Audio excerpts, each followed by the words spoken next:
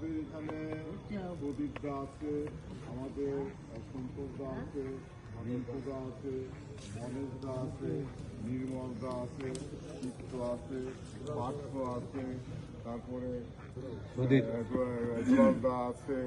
আমি তো খুবই আমি আসলে কি বলবো, মানে বুক ভরে গেছে। মিন্টু দাস সবাই এখানে উপস্থিত আছে।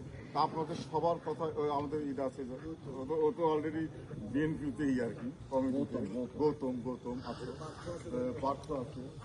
আমি এদেরকে বলবো পর্যায়ক্রমে আপনারা একটু মতামতটা দিবেন, এটা আমার অনুরোধ। আমরা শুরু করি প্রদীপ দাস থেকে। আমরা যে উদ্দেশ্যে এখানে উপস্থিত হয়েছি, আগামী 12ই ফেব্রুয়ারি আমাদের ইলেকশন।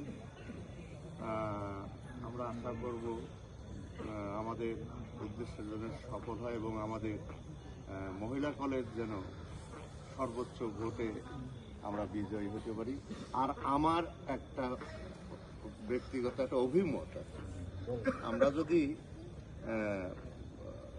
মানে উন্নতি বা আমরা যদি এটা সফল হই, আমার মনে হয় মনি ভাই যেরকম মহিলা কলেজ করেছেন, এরকম একটা গার্লস স্কুল যদি এলাকার মধ্যে করা যায়,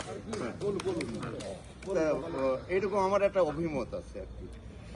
সবার জন্য ভালো হয় এলাকা। আর তাছাড়া আমি তো শিল্পী, গানের লোক, আমি বক্তৃতা দিতে পারি না। ধন্যবাদ।